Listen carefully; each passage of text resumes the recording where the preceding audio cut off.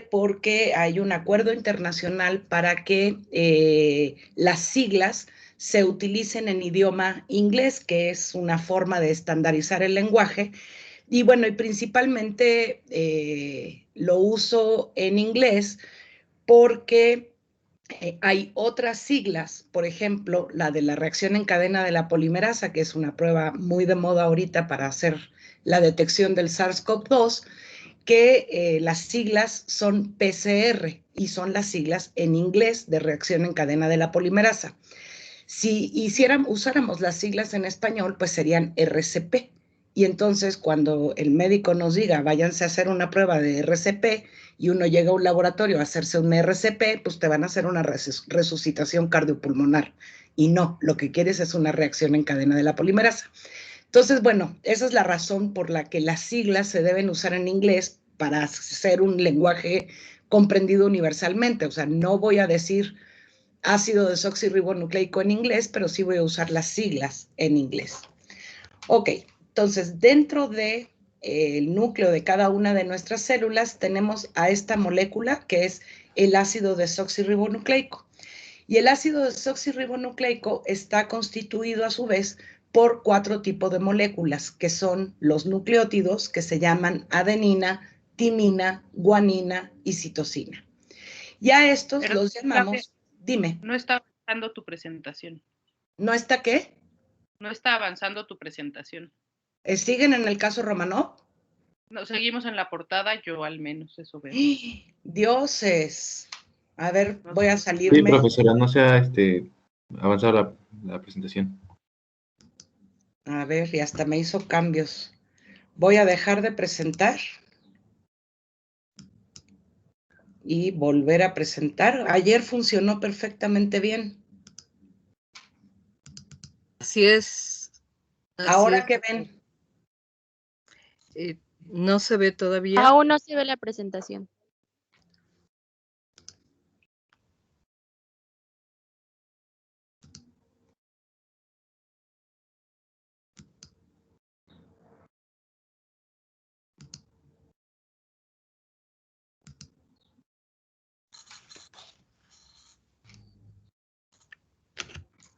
¿Y ahora? Ya apareció la presentación, ya está avanzando. Y sí, bueno, pero... Ya está la segunda diapositiva, el caso Romanov. Ok. ¿Y ahora? No avanza. Es que se ve solo desde PowerPoint, doctora. Tendría que, cuando usted presenta la pantalla, debe de seleccionar y aparece con un marco rojo. Eso es lo que nosotros visualizamos. A ver.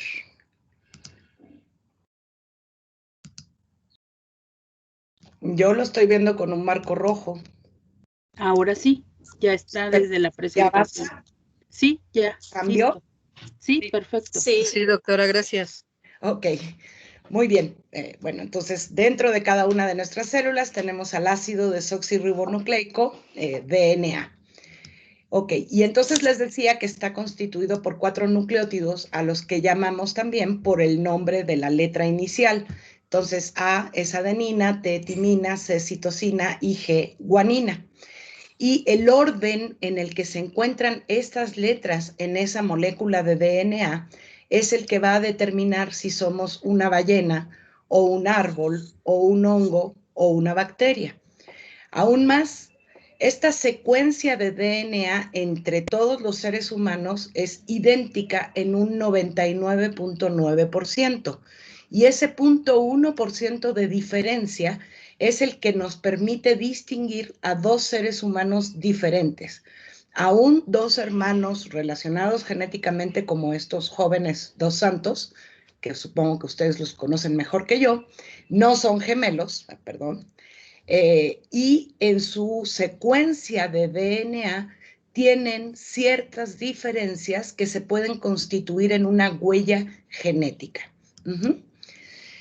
Entonces, la historia de la que les voy a platicar inicia el 20 de abril de 1894, o sea, estamos un día después del aniversario, cuando la princesa Alejandra de Hesse, de origen alemán, se casa con el zar Nicolás II, zar de todas las Rusias.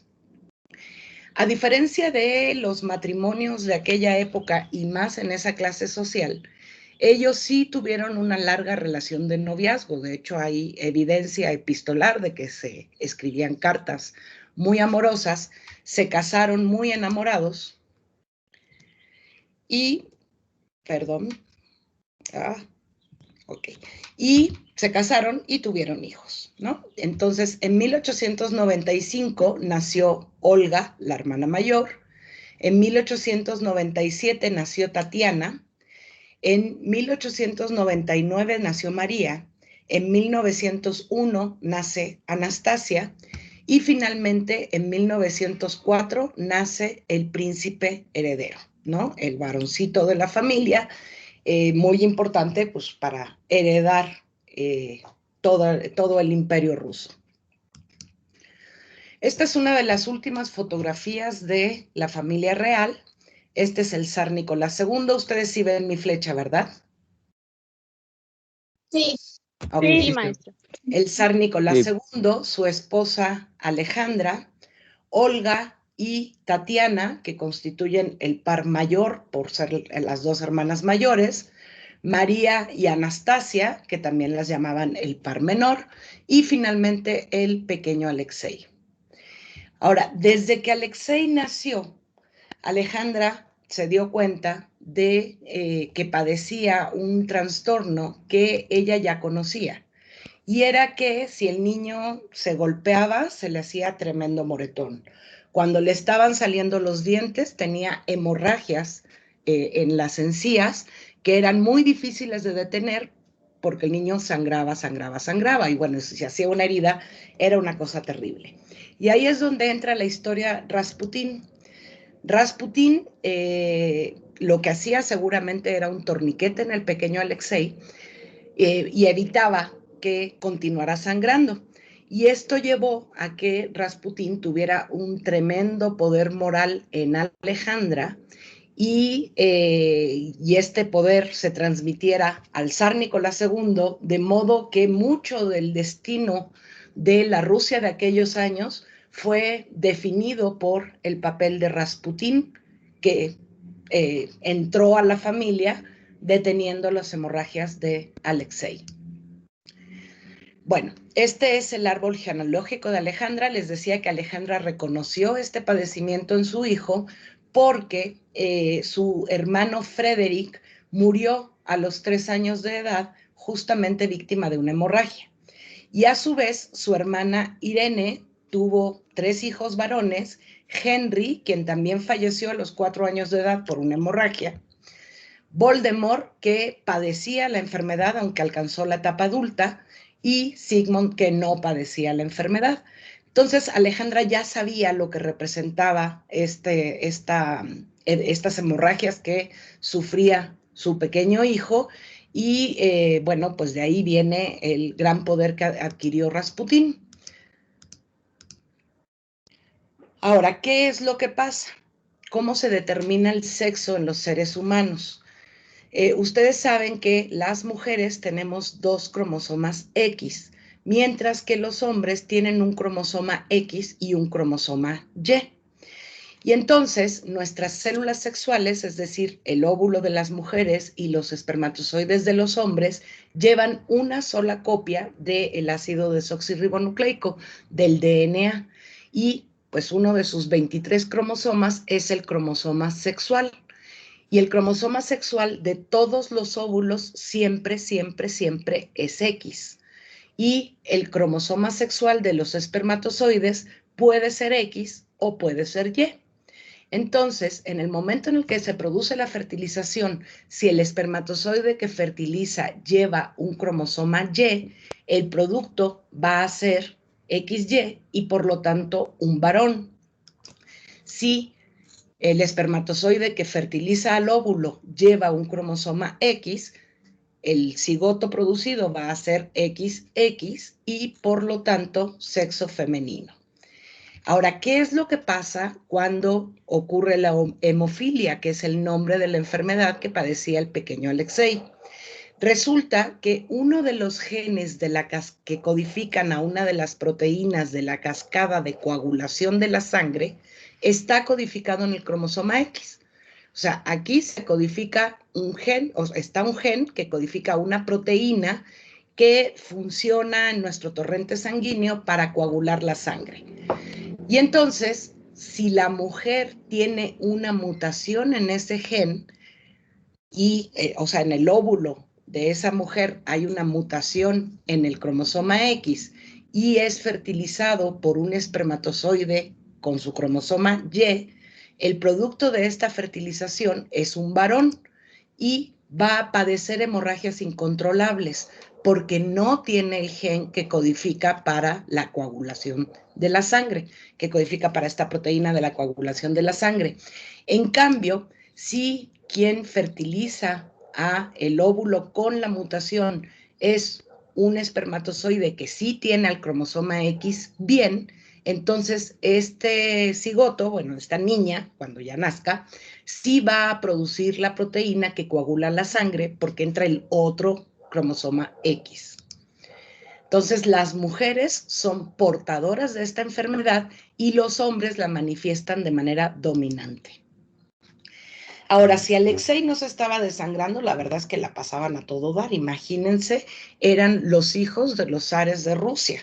O sea, tenían todo el poder del mundo, todas las joyas, los mejores maestros, los mejores carruajes, las mejores ropas, etcétera, etcétera. Tan es así que cuentan que a Alexei le gustaba mucho patinar en hielo.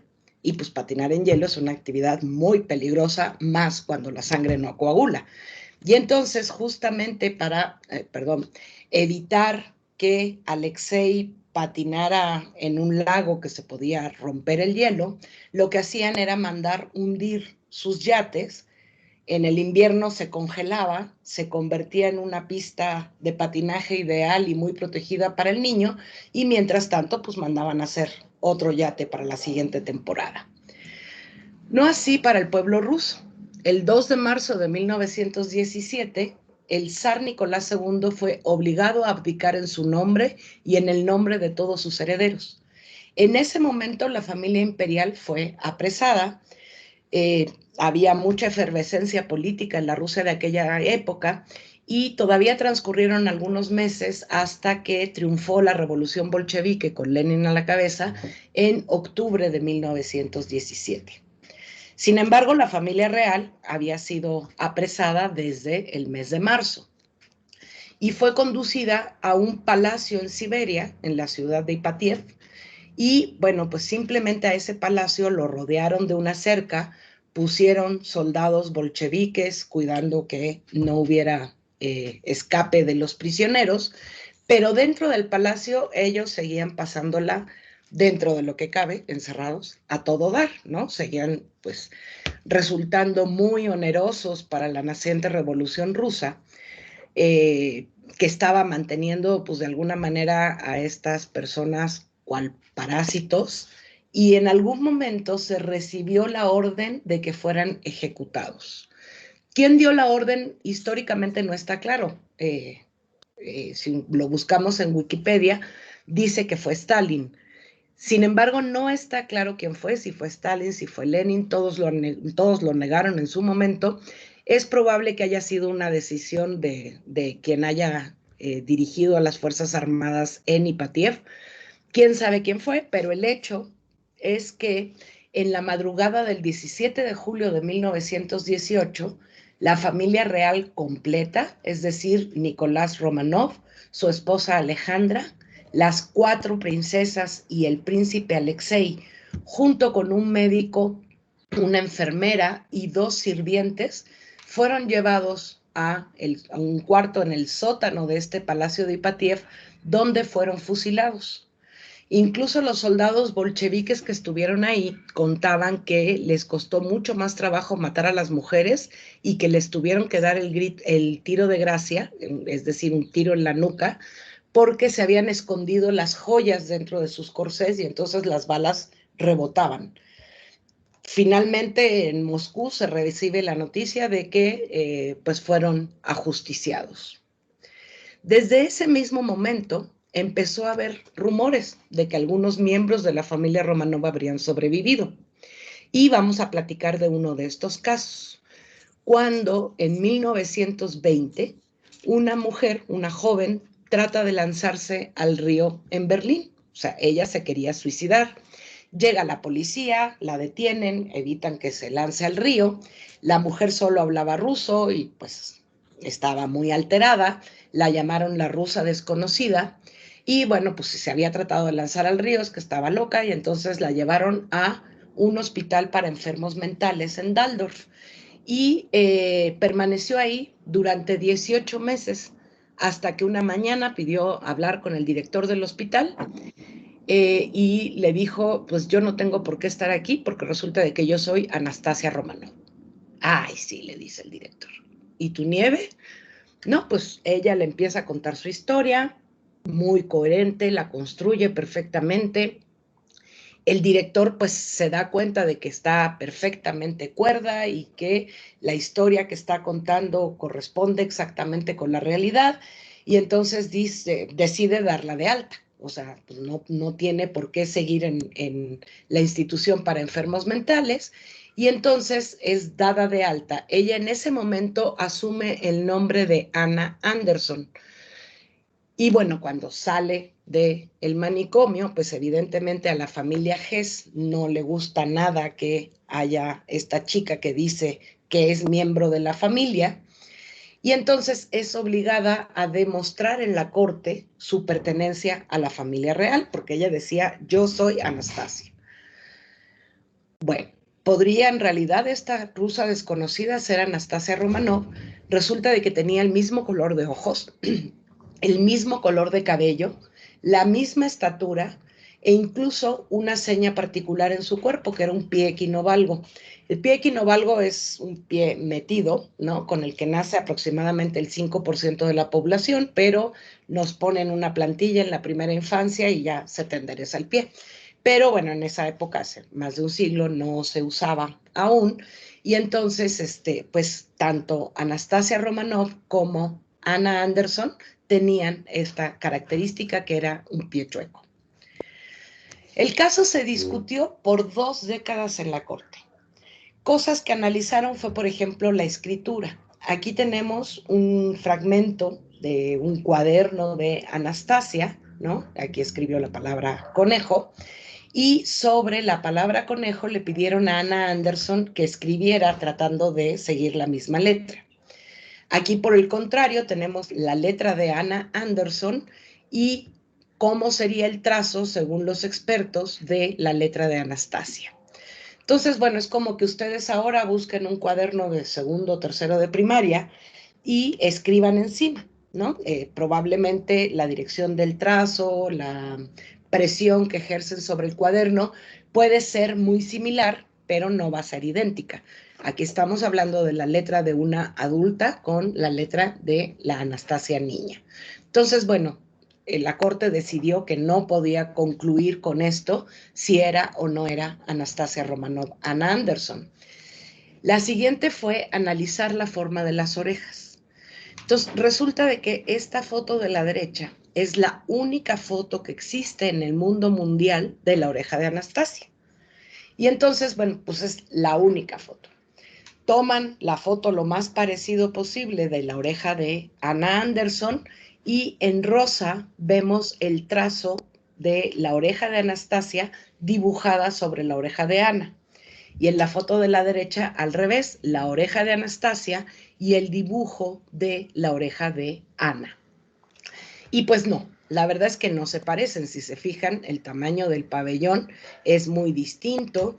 Incluso Anastasia parece tener el lóbulo desprendido mientras Ana lo tiene pegado. Pero el hecho es que al ser la única foto de la oreja de Anastasia, pues también dependía de la luz, del filtro, del fotógrafo, del revelado, etc. Entonces, la corte también definió que no había manera de usar esto como prueba. ¿A ustedes quién les parece que se parece más a Anastasia? Aquí tenemos a la niña Anastasia, a su abuela, a su bisabuela, la reina Victoria, un dibujo, Esta es Alejandra, la mamá de Anastasia, de joven. Esta es una foto de María, la hermana de Anastasia, una foto, perdón, muy similar, tomada con el mismo fotógrafo, etc. Y esta es una foto de Anna Anderson. Fíjense en la mirada, los cachetes. La verdad es que sí tenía un gran parecido Anna Anderson a Anastasia. Total, la Corte concluyó, tras 20 años de estarlo discutiendo, que no podía concluir absolutamente nada, ¿no? Que no habían pruebas suficientes para aseverar o decir que no era Anastasia Romanov, y entonces la familia Hess contrató a un investigador privado para buscar acusarla de cometer un fraude. El caso es que este investigador privado descubrió que lejos de tratarse de Anastasia Romanov, en realidad sería Franziska Schwankowska, hija de unos modestos granjeros de Prusia que había desaparecido en aquella época en Berlín. Total, Anna Anderson dijo, pues yo soy Anastasia Romanov, no me importa que no me crean, no voy a pedir nada, pero soy Anastasia Romanov, agarró sus cosas y se fue a vivir a Estados Unidos. Migró a Charlottesville, en Virginia, se casó con el señor John Manahan, por lo tanto tomó el nombre de Anna Manahan, el apellido del marido. Y aquí tenemos una foto de la niña Anastasia Romanov, de la señora Anna Manahan ya en sus 50 y tantos años, y podemos ver que el parecido pues siempre resultó asombroso. Bueno, Anna Manahan murió en 1984 sosteniendo que ella era Anastasia Romanov. Y con esta historia, pues en Hollywood han hecho maravillosas novelas donde Anastasia acaba recuperando hasta el Imperio Ruso, se acaba la Revolución Rusa, etc. Pero el hecho es que Anna Manahan pidió que en su epitafio viniera su verdadero nombre, que era Anastasia, ¿no? Y entonces en su tumba dice Anastasia, tanto en ruso como en inglés, y pues ahí termina la historia de Anna Manahan. Viene la perestroika, la caída del muro en Berlín, y finalmente los científicos rusos, y como siempre norteamericanos, tienen acceso a el sitio donde supuestamente estaban enterrados los Romanov, en Yekaterinburgo, en Siberia. Entonces, bueno, la tumba está en muy mal estado, ¿no? Es un gran charco de lodo, y tomemos en cuenta que en Siberia, pues en cada temporada invernal, que dura prácticamente todo el año, hay congelación y descongelación varias veces durante ese año. Entonces, sí, la tumba era un lodazal. Bueno, si esta sí es la tumba de los Romanov, ¿qué restos esperaríamos encontrar? Vamos a recordar que estarían el zar Nicolás II, su esposa la zarina Alejandra, el príncipe Alexei, el par mayor, Olga y Tatiana, el par menor, María y Anastasia, un doctor, una enfermera y 2 sirvientes. Por lo tanto, se esperaba encontrar los restos de 11 personas. Entonces empiezan a drenar la tumba, limpiar el lodo y finalmente encuentran restos humanos en esta posición.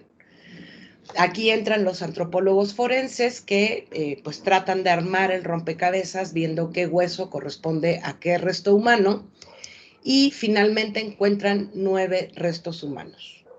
¿Son los Romanov? Se esperaba encontrar 11, encontraron 9.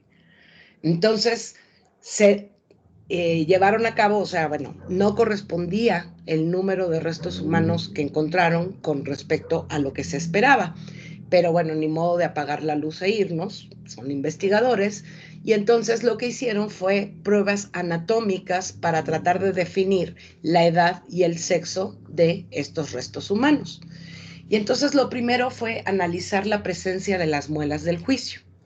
En una persona menor de 21 años, las muelas del juicio pueden no haberse formado aún, y entonces en las mandíbulas, tanto superior como inferior, pueden no encontrar muelas del juicio.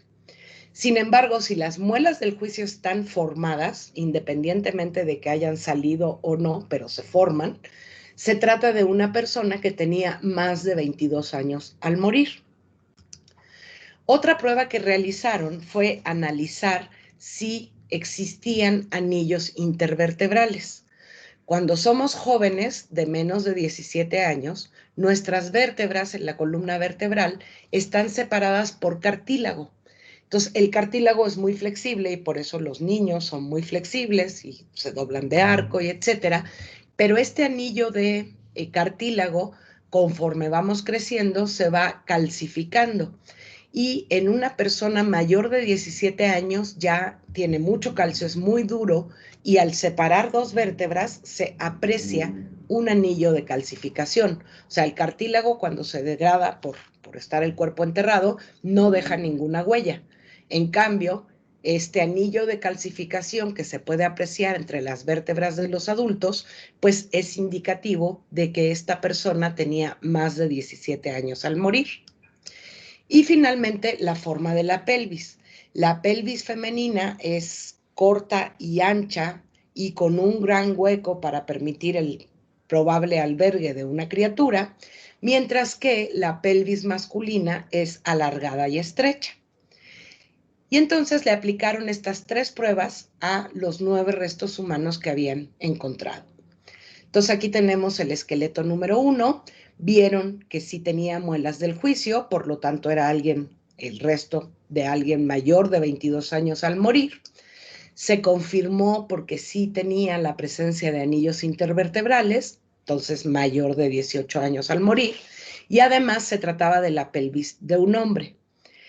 Analizaron los 9 restos humanos de esta manera, y aquí está la tabla de resumen. El esqueleto 1, ya vimos, era un hombre mayor de edad. El esqueleto número 2 tenía muelas del juicio, se confirma por anillos intervertebrales, y la pelvis es de un hombre, por lo tanto, un hombre mayor de edad al morir. El esqueleto número 3 no tiene muelas del juicio, pero sí tiene anillos intervertebrales, y además es la pelvis de una mujer, es decir, de una joven mujer de entre 18 y 22 años de edad al morir. El esqueleto número 4 tiene muelas del juicio, tiene los anillos intervertebrales y es la pelvis de un hombre. El esqueleto número 5 tiene muelas del juicio, tiene anillos intervertebrales y se trata de la pelvis de una mujer, mujer mayor de edad. El esqueleto número 6 no tiene muelas del juicio, pero sí tiene anillos intervertebrales y es la pelvis de una mujer, por lo tanto, una joven mujer al morir. El esqueleto número 7, una mujer mayor de edad. El esqueleto número 8, un hombre mayor de edad. Y el esqueleto número 9, una mujer mayor de edad. Es decir, 4 hombres, 5 mujeres, 2 de ellas jovencitas. ¿Son los Romanov? ¿Alguien me puede decir si son los restos de los Romanov? Sí, ¿no? ¿Sí? Según matemáticas sí, pero falta, ¿no? ¿Quiénes te faltan? Faltan 2 mujeres y un hombre. Nada más falta una mujer. Según yo, eran 3 hombres, ¿no? A ver, era el zar Nicolás II, Alexei, según 2 sirvientes y un médico. Son 5 hombres. ¿Sí? Y mujeres son las 4 princesas, la zarina y la enfermera. Son 6. Entonces falta un hombre y una mujer, ¿no? ¿De qué edades? Sí. El hombre que falta podría ser el príncipe, porque no veo un hombre menor de edad. Exacto. Y mujeres también nos falta una menor de edad, ¿no? Sí. Podría ser Anastasia. Entonces, ¿sí son los Romanov? No, no son. Gracias. ¿Son o no son? A ver, si yo voy a caminar por la Sierra de Guerrero y de pronto me encuentro una fosa clandestina de estas que son tan comunes actualmente. Y las destapamos y vemos que están los restos de 4 hombres y 5 mujeres, 2 de ellas jovencitas. Voy a decir, ¿aquí están los Romanov? No, no se puede decir. No, ¿verdad? Tendremos que hacer más investigación. Vamos a ver. Si estos fueran los restos de la familia real y sus acompañantes, ¿quiénes nos faltan? Vamos a ver quiénes eran los ejecutados en julio de 1918. El zar Nicolás II, un hombre adulto, el doctor, un hombre adulto, un sirviente, un hombre adulto y un sirviente, un hombre adulto. 4 hombres. De las mujeres, la zarina, mujer adulta, la enfermera, mujer adulta, Olga, mujer adulta recién estrenada, pero adulta al fin, Tatiana, jovencita de entre 18 y 22 años, María, jovencita de entre 18 y 22 años, y quienes no estarían ahí serían Anastasia, porque tenía 17 años al morir, y Alexei, quien tenía 14 años al morir. ¿Ok? Entonces, pero esto no nos sirve para determinar si en realidad son los restos de la familia del zar de Rusia. No es suficiente. Como les digo, en cualquier fosa clandestina me puedo encontrar unos restos con estas mismas características y ni se me va a ocurrir que sean los Romanov.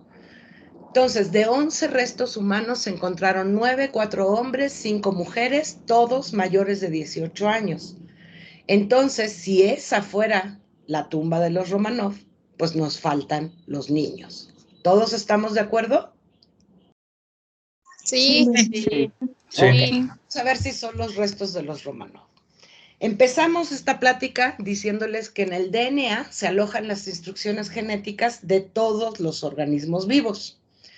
Entonces, el DNA está contenido dentro del núcleo de cada una de nuestras células y la secuencia de DNA es única, muy similar o más similar aún con mis familiares más estrechos, pero todos los seres humanos tenemos una secuencia de DNA que se parece en un 99.9%. Ahora, esta molécula de DNA que está súper enroscada, ya lo veremos la próxima clase, para caber dentro del núcleo de una célula, si nosotros estiramos el DNA de una sola célula, mide casi 2 metros de longitud. Es una tirita de 2 metros de longitud. 2 metros de longitud.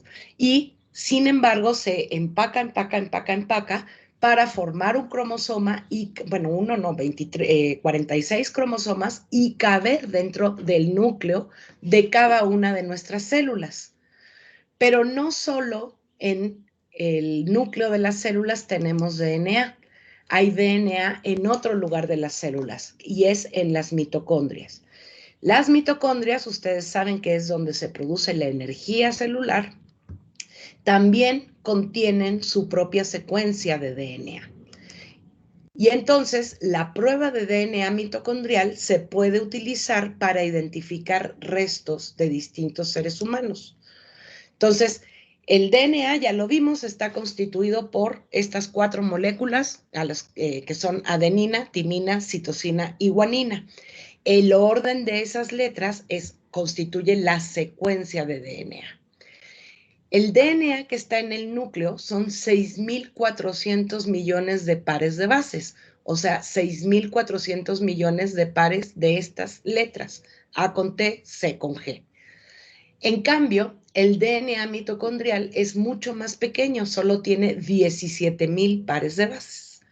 Entonces, pues entre el DNA nuclear, que hay 6.400 millones de pares de bases, y el DNA mitocondrial, que es mucho más pequeño, con 17.000 pares de bases, es más fácil de analizar.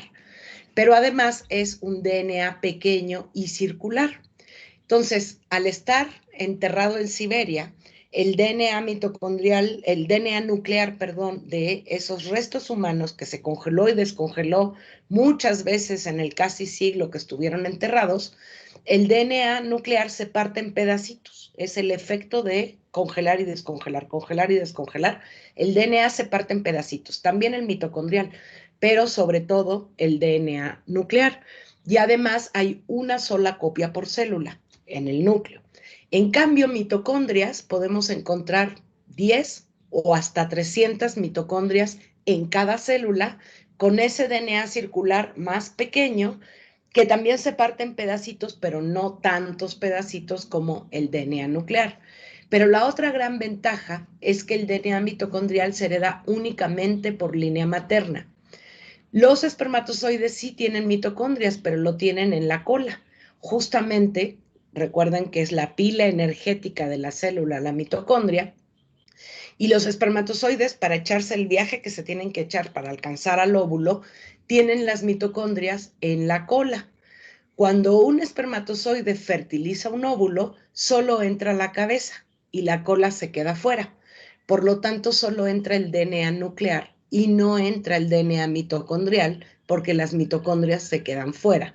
Entonces, el óvulo fertilizado por el espermatozoide tiene DNA tanto de la mamá como del papá, ¿no? Tanto el óvulo tiene su propia carga de DNA que proviene de mamá, se mezcla, se recombina con la carga de DNA que viene de papá, pero las mitocondrias, el DNA mitocondrial, solamente se queda el DNA mitocondrial del óvulo.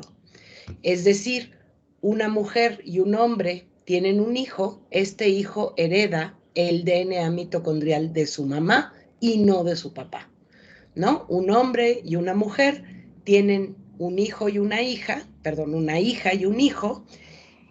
Tanto la hija como el hijo heredan el DNA mitocondrial de mamá. La hija, a su vez, cuando tenga hijos, hereda su DNA mitocondrial, pero el hijo ya no transmite el DNA mitocondrial a su progenie, ¿sí? Entonces, el DNA mitocondrial se hereda únicamente por línea materna. Entonces, a pesar de que los restos se congelaron y descongelaron muchas veces en los 75 años que estuvieron enterrados, aún así fue posible obtener DNA mitocondrial de estos restos en buenas condiciones. Y aquí les pregunto, ¿de quién heredaron los niños Romanov su DNA mitocondrial? De la De mamá. su ¿Cómo se llamaba ¿Y la su mamá? mamá? Alexandra. De la zarina Alexandra. ¿Y Alejandra de dónde heredó su DNA mitocondrial? de su mamá. De su mamá. De su mamá, que ustedes no están para saberlo, lo puse en el árbol genealógico, pero no tienen que acordarse, se llamaba Alicia. ¿Y Alicia de quién heredó su DNA mitocondrial? De la reina Victoria. Eso, muy bien. De la reina. ¿Y la reina Victoria de quién heredó su DNA mitocondrial? Pues de su mamá, ¿no? Ahí sí no sabemos quién era la mamá de la, bueno, sí debemos saber, yo no sé quién era la mamá de la reina Victoria, pero nos podemos ir para atrás, para atrás, para atrás, y vamos a llegar a una de las 7 Evas mitocondriales que representa a todas las variantes mitocondriales que existen actualmente en el mundo.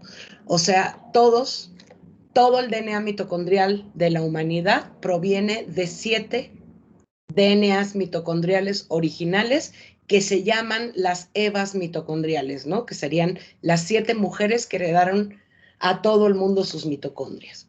¿Y el zar Nicolás II tenía el mismo DNA mitocondrial que sus hijos? No. Pues no, ¿verdad? El zar Nicolás II heredó su DNA mitocondrial de su mamá, pero ya no se lo puede transmitir a sus hijos. ¿Y esto servirá para identificar la identidad de los esqueletos de la tumba? Sí. A ver, platíquenme No. alguien cómo. Sí, ¿por qué? Porque si recordamos la señora, bueno, la princesa, bueno, la reina, según esto, la Sara, tenía hermanos. La zarina. La zarina tenía hermanos. Ajá. Y hermanas. Ajá. Entonces ellos tuvieron que tener hijos y hijas. Si podríamos haber hecho algún tipo de prueba de ADN mitocondrial en esa época, hubieran podido ver si eran o no eran sus hijos. Bueno, de la familia. A ver, explico un poco más. Bueno, o sea... Tengo el DNA mitocondrial de los hermanos de la zarina. Ajá. Ajá. No los hermanos directos, bueno, sí, sus hermanos directos, pero me refiero a sus hermanas, o sea, me refiero a sus hermanas por No se sabe explicar. No te pongas nerviosa, ok. A ver, lo que me estás diciendo es que puedo conseguir DNA mitocondrial de la línea familiar de la zarina a través de obtener muestra de las hijas o sobrinas nietas de la zarina, ¿sí? Sí, ándale, señorita. Ok, ¿y qué hago con ese DNA mitocondrial? Lo puedo comparar Ajá. al mitocondrial que estoy rescatando de los restos. ¿Y qué voy a encontrar? Tienes que encontrar que es muy parecido, pero no es igual. Tienes que encontrar la enfermedad que ahorita nos dijo. ¿Cómo se llamaba? Hemofilia. La Pero hemofilia. ese no está en las mitocondrias. Acuérdate que está en el cromosoma X. Y el cromosoma X es un cromosoma del núcleo. Pero no importa, vas muy bien. Yo digo que no. Melissa quiere participar. Que participe. Melissa. Bueno, a lo que entendí fue que si nos vamos hasta atrás, hacia, por ejemplo, la mamá de la reina Victoria, ella tendría que tener el ADN de mitocondria. Ajá. Y de ella le pasaba a su hija, a la reina Victoria. Y la reina Victoria a sus hijas, pero no a sus hijos. Y los hijos de los hijos. No, también a sus hijos, ¿eh? Tendrían el ADN mitocondrial. Y de ahí se podría ver si son familia o no. Ok, el único problema que tenemos es que, aunque yo sepa dónde está enterrada la reina Victoria, no puedo estar segurísima de que no hayan enterrado ahí a una impostora. Entonces, la manera de asegurar que realmente estás viendo a alguien de la familia por línea materna es que esa persona esté viva. Entonces, aquí está el árbol genealógico de Alejandra, de la familia de Alejandra. Alejandra debe de estar aquí. Aquí está Alejandra de Hesse y aquí está la reina Victoria, que era abuela de Alejandra. Si nos vamos en el árbol genealógico, podemos encontrar que el príncipe Felipe de Inglaterra, duque de Edimburgo, que yo juraba que ya había puesto que se murió el 9 de abril, no sé por qué me falló, ya lo había puesto hoy en la mañana, debo haber no aceptado guardar los cambios. El príncipe Felipe de Inglaterra, el duque de Edimburgo, el que se acaba de morir el 9 de abril de 2021, con casi 100 años de edad, viene a ser sobrino nieto de Alejandra y por lo tanto pudo donar la muestra de DNA mitocondrial que, de ser cierto que los restos humanos encontrados en la tumba pertenecían a la familia de Alejandra, pues tendrían que tener la misma secuencia de DNA mitocondrial. Nomás fíjense cómo es la familia real europea, ¿no? O sea, desde la reina Victoria Alejandra, que era zarina de Rusia, al príncipe Felipe, que era el rey de Inglaterra, ¿no? O sea, sumamente endogámica la cosa. Pero el hecho es que tomaron la muestra, o el príncipe Felipe donó la muestra de DNA para hacer la comparación con todos los restos, el DNA mitocondrial de todos los restos femeninos de la tumba. Y se hace un alineamiento. ¿Qué quiere decir eso? Aquí nos vamos a ir por renglón, ¿no? Y luego por bloque, del 1 al nucleótido 25 de la mitocondria. Aquí del 26 al 50, del 51 al 75, del 76 al 100 y así hasta el 17,000, pero aquí nada más les voy a mostrar 400, ¿ok? Y tenemos por renglón el esqueleto número 3 corresponde a una mujer de entre 18 y 21 años de edad al morir. El esqueleto número 5, mujer mayor de edad. El esqueleto número 6, mujer de entre 18 y 21 años de edad. El esqueleto número 7, mujer de 21 años, mayor de 21 años. Y el esqueleto número 9, mujer mayor de 21 años. Recuerden que habían 5 restos femeninos en la tumba, 3 adultas y 2 jovencitas. Y hasta abajo está la muestra del príncipe Felipe, ¿sí? Y entonces, al alinear, lo que hacemos es, pues, que queden alineadas todas la secuencia de DNA de la mitocondria. Como todos son seres humanos, pues su secuencia de DNA se parece muchísimo, hasta que encontramos la primera diferencia. Aquí. Resulta que el duque de Edimburgo tiene una timina en esta posición. Los esqueletos 3, 5, 6 y 7 también tienen timina, pero el esqueleto número 9 tiene citosina. Esto pudo ser una mutación, un cambio que ocurra espontáneamente y por lo tanto con un solo dato no podemos inferir nada. Pero se siguió analizando la secuencia de DNA hasta que se encontró otro sitio polimórfico. O sea, eso quiere decir que tiene más de una forma. Y aquí encontramos que todos tienen citosina, menos el esqueleto número 9 que tiene timina. Aquí todos tienen citosina y el esqueleto 9 tiene timina. Aquí todos tienen adenina, menos el esqueleto 9 que tiene guanina. Es decir, cada vez que se encontraba una diferencia, un nucleótido diferente, este nucleótido diferente lo presentaba el esqueleto número 9, mientras que los esqueletos 3, 5, 6, 7 coincidían totalmente con la secuencia de DNA del príncipe Felipe. Y entonces, ¿qué podemos concluir? Ese no era de la familia. El 9 no era de la familia. ¿Quién no era de la familia? El número 9. Y nos importa si era de la 9. familia o no era. ¿Qué era lo que queríamos identificar? Perdimos la pregunta. Ah, no, entonces si era la tumba de los... De los niños que no han dado. El compañero se corta. Pero lo que podemos encontrar es que los esqueletos 3, 5, 6 y 7 pertenecen a la familia de la sarina y por lo tanto se trataría de la sarina y las 4 hijas. Perdón, y las 3 hijas. ¿Sí? Olga, María y Tatiana. ¿Estamos de acuerdo? Sí. Sí. ¿Y qué podemos decir del esqueleto número 9? Que no era de la familia, tuvo que haber sido alguna enfermera. Bueno, la única que había una sola enfermera. O sea, lo que podemos decir es que probablemente, dado el registro histórico, ahí había una enfermera y es probable que se tratara de ella, ¿no? Pero la única manera de confirmarlo sería buscando un familiar por línea materna de la enfermera. No lo hicieron.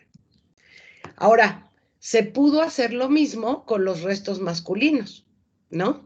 Entonces, igual se buscó a un familiar que estuviera vivo de la línea materna del zar Nicolás II y encontramos al duque de Fife.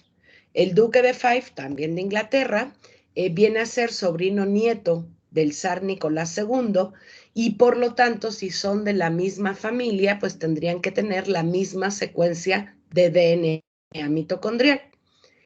Y entonces extrajeron DNA mitocondrial de los restos masculinos de la tumba, recuerden que eran 4 adultos, y lo compararon con el del duque de Fife. Y aquí tenemos lo mismo. El esqueleto 1, hombre mayor de 21, bueno, todos son hombres mayores de 21, esqueleto 1, esqueleto 2, esqueleto 4, esqueleto 8 y la muestra del duque de Fife. Y otra vez nos vamos a buscar el sitio donde encontremos algún polimorfismo. Y aquí está el primero. El esqueleto 1 tiene timina, el 2 tiene timina, el 4 tiene citosina, el 8 tiene timina y el duque de Fife tiene citosina, igual que el esqueleto número 4. Aquí no es un polimorfismo, aquí la N quiere decir que no pudieron identificar qué letra era, entonces ponen una N cuando no se sabe. Sí había un polimorfismo, el duque de Fife tiene una T, todos los demás tienen una C, pero el esqueleto número 4 no se sabe. Acá buscamos otro polimorfismo. El esqueleto 1 tiene C, el esqueleto 2 tiene T, el 4 tiene C, igual que la del duque de Fife, y el 8 también tiene C. Otro polimorfismo, aquí tiene C, el esqueleto 4 tiene T, el duque de Fife tiene T y el esqueleto 8 tiene C. Entonces, lo que encontraron es que consistentemente, cada vez que había un polimorfismo, un nucleótido diferente en alguno de los esqueletos, con respecto a la secuencia del Duque de Fife no era en el esqueleto número 4. O sea, el esqueleto número 4 siempre tuvo la misma secuencia de DNA mitocondrial que la del Duque de Fife. Y por lo tanto, ¿qué podemos concluir? Que el esqueleto número 4 era el zar. Exacto. ¿Y los otros 3 esqueletos qué serían? 2 sirvientes. El doctor y los sirvientes. Exacto, pero eso es de acuerdo al registro histórico. La única manera de comprobarlo sería buscar un familiar por línea materna del doctor y de los 2 sirvientes, pero tampoco lo hicieron. Pero Jana Anderson, ¿era o no era Anastasia Romanoff? Pues con la suerte de que la operaron en 1979 del colon y una biopsia fue almacenada en un hospital. Y entonces obtuvieron esa biopsia y extrajeron el DNA mitocondrial de ese fragmento de colon. De todas maneras, para asegurarse que realmente era una biopsia de Anna Anderson y no que estuviera mal etiquetado en el hospital, obtuvieron algunos cabellos de libros y de cepillos de cabello de su casa y del folículo piloso, pudieron obtener también DNA mitocondrial para comparar. Vieron que efectivamente sí pertenecía a Anna Anderson y entonces compararon el DNA mitocondrial de Anna Anderson con todos los restos femeninos de la tumba, menos el número 9, que ya sabían que probablemente era la enfermera, y también con la del príncipe Felipe. Pero no solo eso, ¿se acuerdan de la Franziska Schwankowska? Que era la que el investigador privado había dicho que era en realidad Anna Anderson. Bueno, buscaron a un familiar por línea materna de Franziska Schwankowska, encontraron a Karl Maucher y también él donó su muestra de DNA para hacer esta comparación. ¿Y qué se encontró? Tacán, que no era Anna Anderson, no era Anastasia Romanoff. En realidad, en la tumba encontraron fragmentos de hueso quemados y cenizas revueltos con la tierra de la tumba, y los testimonios escritos de los soldados bolcheviques que estuvieron ahí contaron que tuvieron especial coraje con los niños y que después de fusilarlos, los cremaron. Y esos restos de cenizas y huesos quemados los revolvieron con la tierra de la tumba. Y entonces, en realidad, este rumor de que algunos miembros de la familia real habían sobrevivido no fue cierto. De hecho, esto se pudo resolver hasta el año 2009, cuando la técnica evolucionó lo suficiente como para obtener DNA aún de huesos quemados. Y cuando se hicieron análisis antropológicos a los fragmentos de huesos que encontraron ahí, sí vieron que se tratarían de un niño de entre 10 y 14 años de edad al morir y de una jovencita de entre 17 y 21 años de edad al morir. Y cuando se pudieron hacer exámenes moleculares, se demostró que los restos sí pertenecían al príncipe Alexei y a su hermana Anastasia. ¿Qué fue lo que pasó? Cuando Anna Anderson, que seguramente sí estaba mal de sus facultades mentales, se quiso suicidar lanzándose al río, la llevaron a una institución para enfermos mentales. Y mientras estuvo ahí, que estuvo 1 año y medio, estaba con una que había sido criada de Anastasia y la convenció, así de manita, pero si estás igualita, hablas igual, pero mira, si te pareces un chorro. Y la convenció, le contó la historia, o sea, todo, y Anna Anderson se la creyó. No estaba bien de la cabeza y terminó comprándose la idea de que ella era Anastasia Romanoff. O sea, no intentó hacer un fraude, nada, pero ella realmente se creyó la historia de que ella sería Anastasia Romanoff. Bueno, y estos son algunos de los artículos de donde se sacó esta investigación. Y esto nos lleva a cómo se identifica a los individuos. O sea, lamentablemente, les decía, tenemos una proliferación de fosas clandestinas en nuestro país y es necesario que podamos hacer identificación de esos restos, ¿no? Entonces, lo primero que uno intenta cuando está buscando a un familiar desaparecido es hacer un retrato hablado de esa persona, ¿no? Tiene un enorme tatuaje en la espalda, una gran mancha de nacimiento, usa un piercing en la nariz, en fin, describes a la persona lo mejor posible y sus características particulares. Pero en una fosa clandestina donde los restos pueden estar ahí quién sabe cuánto tiempo, o aún en cementerios federales que también se llevan a enterrar gente sin identificarla previamente, pues ya no es posible identificar este tipo de rasgos. Y entonces rápidamente se llegó a la conclusión de que se necesitaba utilizar elementos moleculares, marcadores genéticos, para poder llevar a cabo este tipo de análisis, ¿no? Entonces, perdón por los martillazos, son mis vecinos, espero que no interrumpa demasiado. Pero bueno, lo primero que se intentó fue analizar el grupo sanguíneo. Entonces, les voy a pedir que digan yo, los que saben que son O positivo. Yo. Yo.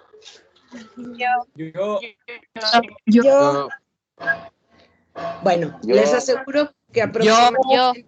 Ok. Yo. ¿Y quién es A positivo? Yo. Muchos. ¿B positivo? Yo. ¿AB positivo? Nadie, eso sí, nadie. Bueno, alrededor del 80% de la población latinoamericana son O positivo. Los que no son O positivo son A positivo y B positivo, y lo que menos encontramos es AB. Ahora, si nos fuéramos a Europa, el 80% de los europeos son B positivos. Y si nos fuéramos a Asia, el 80% de los asiáticos son A positivo. Esto no te hace ni mejor ni peor, pero no sirve para identificar, porque si yo me encuentro en una fosa clandestina, saco un resto, veo el tipo sanguíneo y resulta que es O positivo, pues el 80% de la gente que anda buscando va a decir yo, ¿no? Entonces, no sirve el grupo sanguíneo. Lo siguiente que se intentó fue la tipificación de proteínas. Todos somos seres humanos, todos producimos las mismas proteínas, pero pues producimos más de unas que de otras los diferentes individuos. Pero estos cambios son muy sutiles, entonces tampoco sirvió. Y finalmente se llegó a que donde se tenía que hacer este análisis es en el DNA. Y entonces se parte de repeticiones cortas en tándem. ¿Qué son estas repeticiones cortas en tándem? En cada una de nuestros alelos del cromosoma, recuerden que el cromosoma cada cromosoma está constituido por 2 copias del DNA, uno que viene de mamá y uno que viene de papá. Vamos a encontrar estas regiones que contienen unos segmentos repetitivos cortos. O sea, son pedacitos de entre 2 y 7 pares de bases, repetidos uno al lado del otro. Se llaman repeticiones cortas en tándem, por las siglas en inglés de Short Tandem Repeats. Y entonces estos cachitos están repetidos uno al lado del otro, y lo que lo flanquea es idéntico en todos los seres humanos. Pero el número de repeticiones cambia entre los distintos seres humanos. Vamos a ver.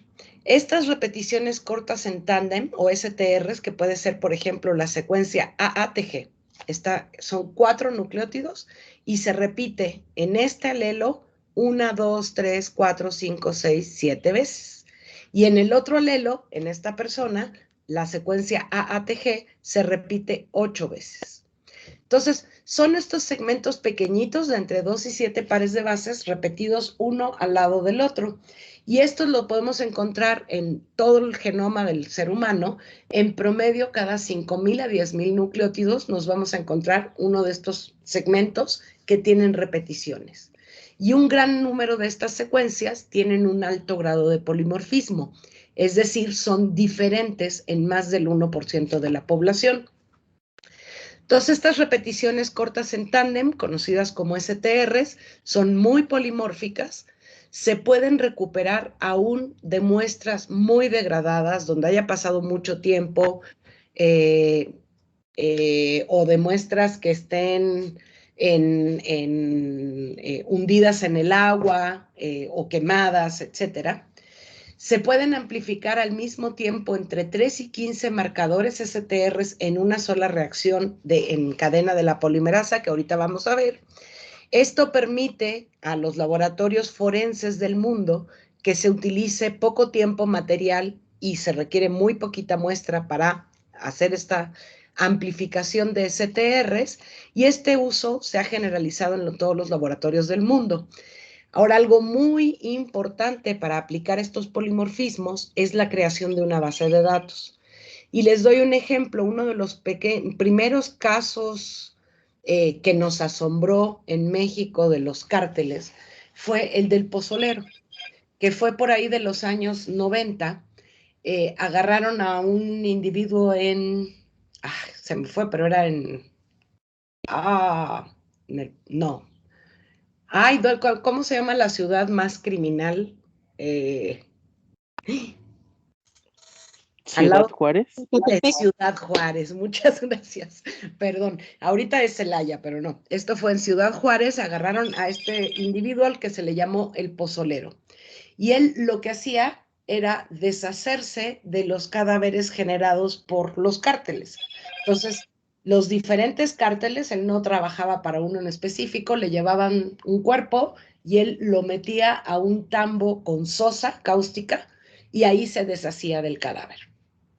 Entonces, cuando lo agarraron, encontraron uno de esos barriles y extrajeron el DNA presente en esos barriles, o sea, el DNA de todos los cadáveres de los que se había deshecho. E identificaron 32 secuencias de DNA diferentes, o sea, procedentes de 32 personas diferentes. Pero si no tienes con quién comparar, no hay manera de identificarlo. De esos 32 restos humanos, solo se identificó a uno, y ese uno era porque estaba en la base de datos del FBI. Pero el hecho es que sí se puede hacer esta identificación, pero necesitas tener con quién comparar. Las caravanas de madres que buscan a sus hijos desaparecidos en México, las madres centroamericanas que vienen a buscar a sus hijos desaparecidos en México, ellas sí traen o la obtienen aquí en México su secuencia de DNA. De manera que cuando se encuentra una fosa y se extrae el DNA de estos restos humanos, pueden inmediatamente hacer la comparación y saber si se trata de sus hijos, ¿no? O sea, la técnica ha evolucionado, es mucho más barato hacerlo ahorita que cuando lo hicieron para el pozolero, y bueno, y es algo que se aplica, pero no se aplica siempre.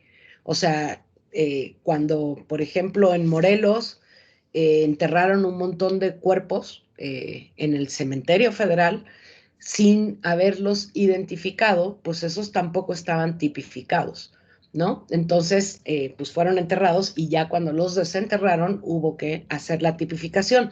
Sigue siendo caro, sigue siendo no la primera forma de identificar que tiene la policía forense en México, pero es la mejor definitivamente. Entonces, vamos a hablar de la reacción en cadena de la polimerasa, que es la técnica que se usa para hacer esta identificación. Entonces, en realidad para lo que sirve es para amplificar.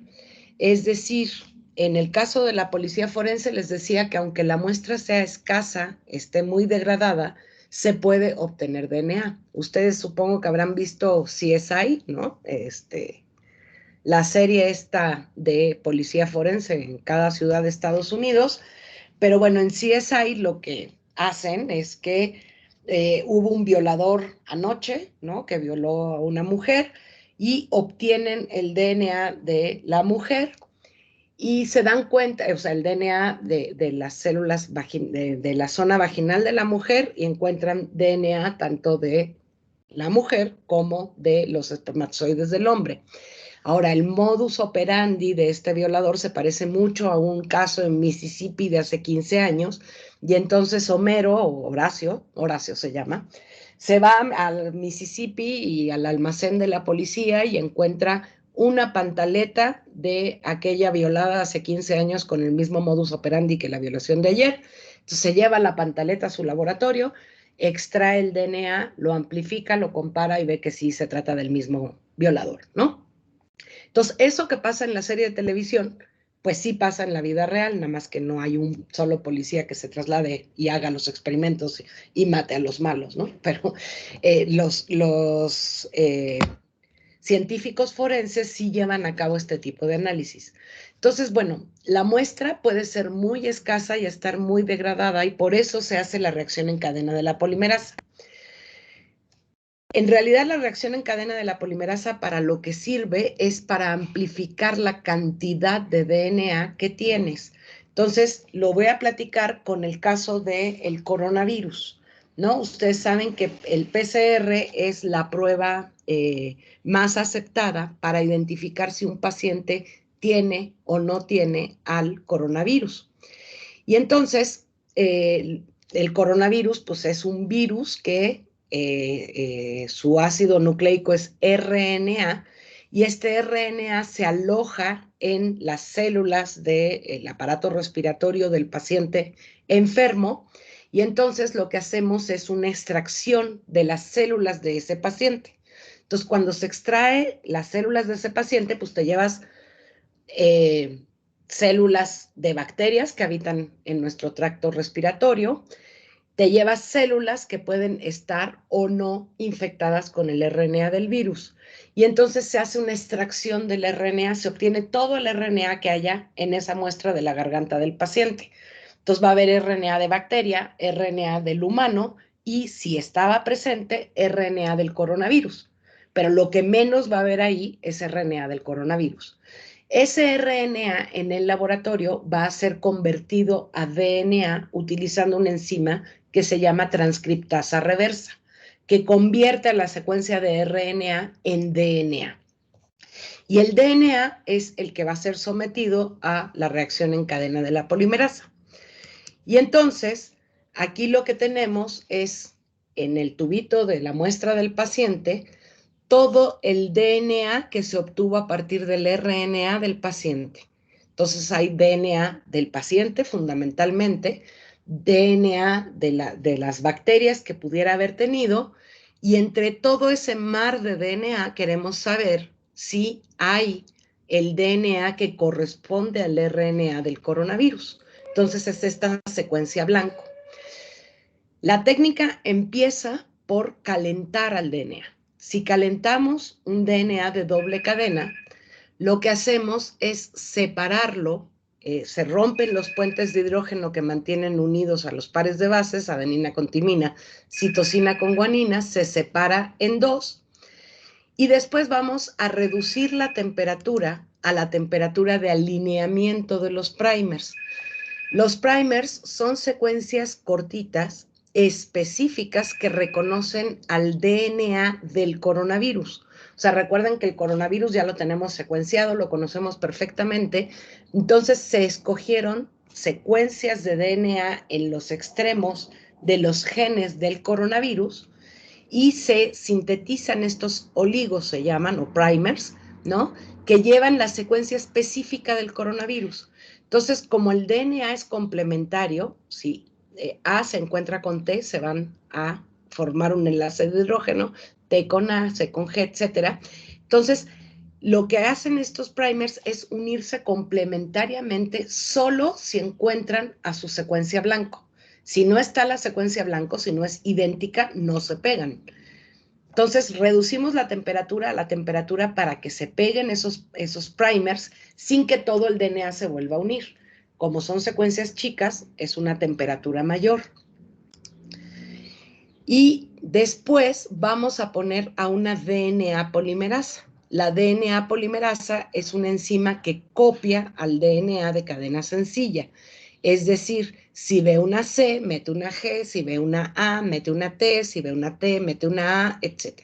Entonces se usa una polimerasa que se extrajo de una bacteria que vive en aguas calientes, no en aguas calientes, en aguas térmicas, en fuentes térmicas, entonces aguanta mucha temperatura, pero la temperatura a la que le gusta esta DNA polimerasa actuar, su temperatura óptima es 72 grados. Entonces, al final del primer ciclo, vamos a tener ahí donde había una sola molécula del coronavirus, 2 moléculas de coronavirus. Empezamos el segundo ciclo. Elevamos la temperatura, se separan las 2 hebras.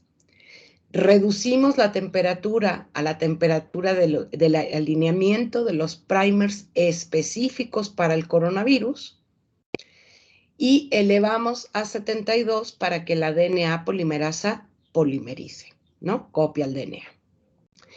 Y entonces, al final de este segundo ciclo, vamos a tener 4 moléculas de DNA. Habíamos empezado con una sola copia del DNA correspondiente al RNA del coronavirus del paciente y ya tenemos 4 copias de distintos tamaños. Nos vamos al tercer ciclo, separamos las 2 hebras por calentamiento, reducimos la temperatura a la temperatura de unión de los primers y elevamos a 72 para que la DNA polimerasa polimerice. Y al final de este tercer ciclo va a haber por primera vez 2 DNAs del tamaño exactamente del coronavirus y 6 DNAs más largos. Nos vamos al cuarto ciclo. Inicia calentando la muestra, se separan las 2 hebras. Reducimos la temperatura a la temperatura de alineamiento de los primers y elevamos a 72 grados para que la polimerasa amplifique. Entonces, al final de este cuarto ciclo, vamos a tener 8 moléculas. Acuérdense que empezamos nada más con una partícula viral que tenía el paciente. Vamos a tener 8 moléculas del tamaño del coronavirus y 8 moléculas más grandes. Nos vamos al quinto ciclo. Calentamos la muestra, se separan las 2 hebras. Reducimos la temperatura a la temperatura de alineamiento de los primers y extendemos a 72 grados para que la polimerasa amplifique. Entonces, al final de este quinto ciclo, vamos a tener 22 moléculas del tamaño exacto del coronavirus y 10 moléculas más grandes. Y esto se repite para la prueba de PCR de coronavirus 40 ciclos. Normalmente es 30. En el caso del coronavirus se hace 40 para asegurar que si había alguna partícula, la detectes.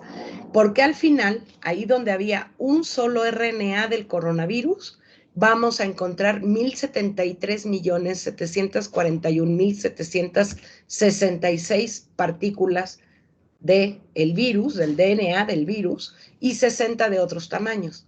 Entonces, estos 1.073 millones pues, van a ser muy claramente visibles. Entonces, teóricamente, con un solo coronavirus que tenga la muestra del paciente, puedes detectar la presencia del coronavirus. La realidad es que no, la técnica funciona con unas 100 copias por lo menos del RNA del coronavirus, pero bueno, es la técnica que se utiliza. Ok, pero bueno, también mediante PCR, en una escena del crimen se amplifica la cantidad de DNA y los primers que se utilizan son secuencias cortitas de DNA que flanquean regiones STR de los cromosomas humanos. O sea, aquí tenemos nuestros 23 cromosomas junto con los 2 cromosomas sexuales, que puede ser XX en el caso de una mujer, XY en el caso de un hombre. Entonces, estos marcadores están a lo largo de todos nuestros cromosomas, se utilizan 13 en genética, bueno, se utilizaban 13 hasta el año 2017 en genética forense. Por ejemplo, este que se llama TPOX es uno que está en el cromosoma 2, el D3S1358 es uno que está en el cromosoma 3, etcétera. Y en el cromosoma X lo que se busca es el gen que codifica a la amelogenina. La amelogenina es una proteína de la saliva humana que está codificada por un gen grandote en el cromosoma X y codificada por un gen chiquito en el cromosoma Y. Y entonces, al amplificar estas regiones en X o en Y, se puede identificar si se trata de un hombre o de una mujer. Y esto porque el DNA de cada persona es único e idéntico en todas las células de nuestro cuerpo.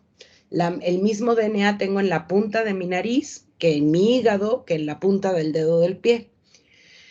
Ahora, es posible identificar a una persona a partir de indicios biológicos muy pequeños, como el caso que les muestran en la serie de televisión.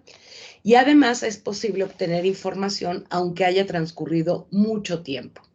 Entonces, bueno, lo que se hace es, a partir de la muestra biológica, se extrae el DNA, se cuantifica, se amplifica mediante PCR, esto es lo mismo, se desnaturaliza, se separan las dos hebras, se alinean a una menor temperatura con los primers y se extiende a 72 grados. Esto se hace muchas veces y con eso amplificas la cantidad de DNA que tienes.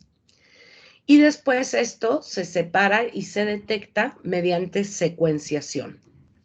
Y este es un secuenciador y aquí tenemos el resultado. Esta es la escalera alélica del Identifier, que es la técnica que se utilizaba hasta el año 2017 por todas las policías, laboratorios forenses del mundo. Y son los distintos marcadores. ¿Se acuerdan que les mostraba los distintos marcadores en un cromosoma? Por ejemplo, aquí está el X o Y, que es el gen de la melogenina. Si solo encuentras un pico, quiere decir que es 2X, ¿no? X sobre X, y por eso esta muestra de aquí abajo correspondería a una persona del sexo femenino. Pero bueno, del D8S1179, los humanos tenemos todas estas posibilidades. O sea, yo puedo tener el 8 y el 13, su profesora Patricia el 16 y el 15, la profesora García el 18 dos veces y así. Del D21S11 lo mismo, estas son todas las variantes, estas son todas las variantes para este marcador, etc. Y entonces vamos a ver una prueba de paternidad. Cada persona es una combinación única e irrepetible en la cual papá nos da el 50% de la información, mamá nos da el 50% de la información, y aquí tenemos un caso de la vida real. Resulta de que esta señora tiene un hijo y acusa a Arturo de ser el papá de la criatura y quiere que le dé pensión. Y él dice, no, yo no soy el papá, y total, el caso llega hasta el juez, y entonces se pide una prueba de DNA para analizar si este hijo es realmente hijo de esta mamá y de este papá, ¿no? Y entonces aquí está el resultado. Del D3S1358, el primer marcador que vamos a ver, el hijo tiene el 15 y el 17. Entonces, eso quiere decir que su mamá le dio el 15 o el 17 y el papá le dio el otro. Entonces, la mamá le dio el 15. ¿De dónde sacó este niño el 17? Vamos a ver si el sospechoso lo tiene. Sí tiene. Entonces, este niño recibió de su mamá el 15 y a lo mejor de este señor el 17. Pero a lo mejor hay otros muchos hombres que tienen también el 17. Eso no los convierte a todos en el papá de este hijo. Entonces, vamos a analizar más marcadores. De este marcador, BWA, el niño tiene el 16 y el 18. La mamá tiene el 16 y el 18. Eso quiere decir que o le dio el 16 o le dio el 18.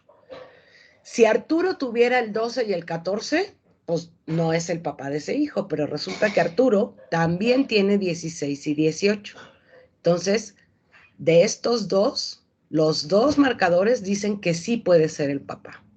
Nos vamos al siguiente. El hijo tiene el 21 y el 23. La mamá tiene el 21 y el 25, por lo tanto, le heredó el 21. ¿De dónde sacó este niño el 23? ¿Lo tiene Arturo? Sí, lo tiene Arturo. De estos tres marcadores, los tres sugieren que Arturo es el papá. Así que vaya preparando la cartera. Vamos al siguiente marcador. El hijo tiene 2 onces, quiere decir que mamá le heredó un 11 y papá le heredó un 11. Mamá también tiene 2 onces y Arturo también tiene 2 onces. Del siguiente marcador, el hijo tiene 9 y 11. La mamá tiene el 10 y el 11, por lo tanto, este 9 lo tuvo que haber sacado de su papá. Entonces, ¿el probable papá es Arturo? Híjole, sí tiene también el 9, ¿no? Igual, el hijo tiene 2 onces, uno lo heredó de mamá, otro de papá. La mamá tiene 11, entonces ella le heredó un 11. ¿De dónde sacó el otro 11? De Arturo. Entonces, de esta manera se prueba que un hombre es el padre de, o un sospechoso, o un acusado por una mujer, es el padre de la criatura. Esta prueba tiene un poder de discriminación del 99.99999%. Es decir, es la capacidad que tiene la prueba de que si yo tomo a 2 individuos completamente al azar en el metro, les saco el DNA y los comparo, voy a poder ver que se trata de 2 personas distintas con un 99.9999% de probabilidad. Pero en los casos de paternidad ya tenemos una muestra sesgada. Ya hay una mujer que está diciendo, este señor es el papá.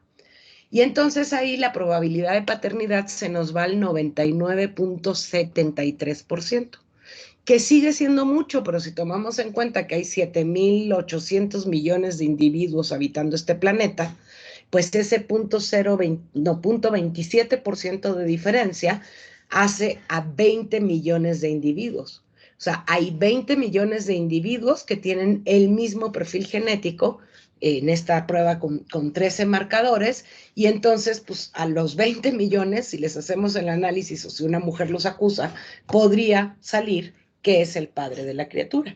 Entonces, por esa razón, en 2017 dejó de utilizarse el Identifier y ahora el que se usa es el PowerPlex, que es el mismo sistema de analizar marcadores STRs, pero utilizando muchos más marcadores, que son 20, no me acuerdo cuántos, creo que son 23. 1, 2, 3, 4, 5, 6, 7, 8, 9, 10, 11, 12, 13, 14, 15, 16, 17, 18, 19, 20, 21, 22, 23. Se utilizan 23 marcadores diferentes y eso ya nos da un poder de discriminación que es de 3.88 por 10 a la 24. O sea, este sería el número de personas que tendríamos que testear para encontrar a 2 individuos idénticos, y supera por mucho a la población mundial. Entonces, este número de marcadores los vamos a poder seguir utilizando por muchos, muchos años más. O sea, se tendría que quintuplicar la población humana para alcanzar ese 10 a la 24. Y bueno, para la próxima clase vamos a necesitar el siguiente material. Pónganme mucha atención. Vamos a requerir una cuchara medidora de esas de cocina o en su defecto una cucharadita de café. Una cucharadita equivale a 5 mililitros o 5 centímetros cúbicos aproximadamente. Lo importante no es tanto cuántos gramos o cuántos mililitros le caben a la cucharita, sino que siempre usen para todo la misma cucharita, ¿sí? Van a necesitar un vaso pequeño previamente graduado para medir 15, 30 y 45 mililitros. Es decir, van a tomar su vaso pequeño y van a ponerle 3 cucharadas de agua, y ahí donde quede la marca de agua ponen una rayita con un plumón o con un masking tape o algo, ¿sí? Agregan otras 3 cucharaditas y marcan los 30. Agregan otras 3 cucharaditas y marcan los 45, ¿sí? Van a necesitar un recipiente para preparar 50 mililitros de una solución de lisis. O sea, aparte de este vaso, necesitan otro en el que quepan 50 mililitros para la solución de lisis. Van a necesitar una de sus cucharaditas de sal de mesa, cloruro de sodio, normalaza. 5 mililitros, o sea, una cucharadita de detergente líquido lavatrastes. Puede ser cualquier detergente líquido, pero con el que sale mejor es con el de lavatrastes. Pero si no, puede ser de ropa, de manos, de lo que sea. Pero ojalá consigan nada más una cucharadita de lavatrastes líquido. También van a requerir 45 mililitros, o sea, ¿cuántas cucharadas eran? 6, 7, 8, 9 cucharadas de agua potable a temperatura ambiente. O sea, un vaso de agua, pero con 45 mililitros. Y 30 mililitros de agua potable fría. Esta agua la van a meter en el refrigerador el próximo martes en la noche y la van a dejar en el refri toda la noche. Y no la sacan hasta que empecemos el experimento. Van a necesitar también 30 mililitros, o sea, 6 cucharaditas de alcohol de curación. Ahorita, por suerte, todos tenemos alcohol. Bueno, por mala suerte, por la pandemia, todos tenemos alcohol en casa. Ojalá consigan del alcohol del 96, pero si no, el del 70% sirve bien. Pero lo van a meter al congelador toda la noche. O sea, no lo queremos frío, lo queremos muy frío. Entonces, la noche anterior, lo van a meter al congelador para que esté muy frío a la 1 de la tarde del próximo miércoles. También necesitaremos un vaso de vidrio o de plástico transparente que no tenga decoraciones, ni texturas, ni nada, en el que quepan aproximadamente 100 mililitros. Un palito que puede ser de plástico, de madera, de metal, un palillo chino, un lápiz, un palito, ¿sí? Y la cámara de su teléfono celular para registrar los resultados. Y aquellos que quieran y consigan pueden tener una botellita pequeña en la que quepan hasta 30 mililitros transparente y se pueden hacer un collarcito con su DNA. Bueno, esa botellita tiene que tener un tapón que lo pueden hacer de cera de vela para que quede bien sellado. No comer, no beber, ni lavarse los dientes 1 hora antes de realizar el experimento. Eso es muy importante, o sea, necesitamos a un humano que no haya comido, ni bebido, ni se haya lavado los dientes desde las 12 del día del miércoles, que pues ojalá sean ustedes mismos, para obtener la muestra de su DNA de su propia boca. Y pues ya quedó dispuesta a cualquier duda, comentario. Este es mi correo electrónico por si desean escribirme alguna cosa y bueno, estoy abierta a sus preguntas.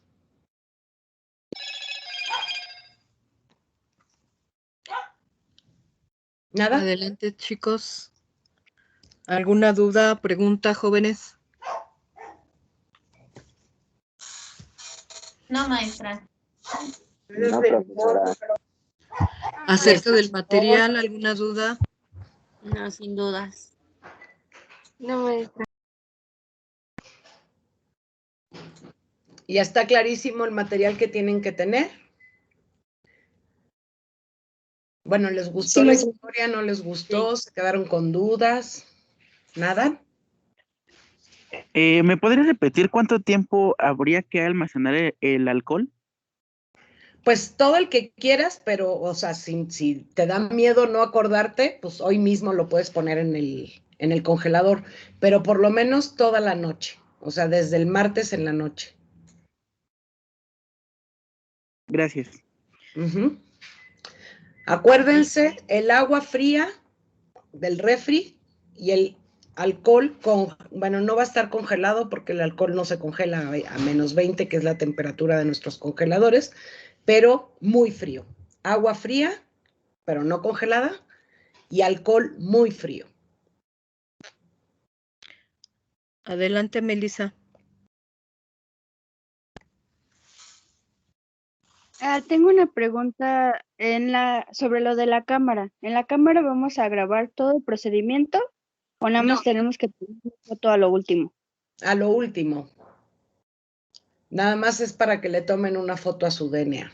Bueno, y si quieren, si no quieren, no. Es que no sé si les piden un reporte de la práctica. Si les piden un reporte de la práctica, pues a lo mejor vas tomando fotos de todo el procedimiento. Pero no video, vaya. Basta con fotos. Gracias.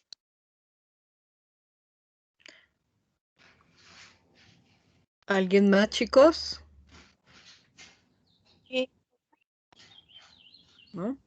¿No? Sí, yo creo va a ser necesario que sí tomen sus fotografías para que las suban aquí en el grupo de Teams y quede como la evidencia del trabajo para otras generaciones también. Entonces sí vayan considerando el poder tomar las fotografías y subirlas en Teams. ¿Nadie más? ¿Alguien que quisiera comentar. ¿Qué les pareció, jóvenes? ¿Aprendieron? Sí, maestra, estuvo. Sí, la verdad, sí aprendí. Me gustó Sí, mucho. la verdad, sí. Estuvo muy interesante, la verdad es que sí, a mí sí me gustó mucho. Bueno, qué bueno. Entonces yo les hago llegar por correo esta lista. Sí, doctora. Para que la tengan y se las envíen a los alumnos antes del próximo miércoles. Y bueno, a los chicos sobre todo les encargo mucho que tengan todo el material. Es material que todos tenemos en nuestra casa o lo que... Sí, dime.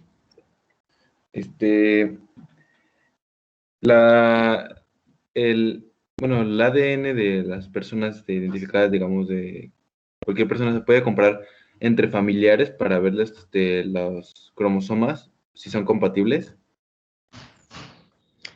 Si son compatibles, ¿tú te refieres como para que dos hermanos tengan un hijo? Y que No, si dos hermanos, si fueran hermanos de sangre, digamos, comparar sus cromosomas entre ellos. Sí, claro, exactamente la misma prueba que vimos ahorita. Se puede hacer porque cada hermano hereda de mamá y de papá 2 copias diferentes. O sea, por ejemplo, aquí vamos a suponer que este es un hijo, la mamá y el papá, y hay otro más del otro hijo. Ajá. Y entonces, por ejemplo, en esta muestra, este niño tiene el 9 y el 11.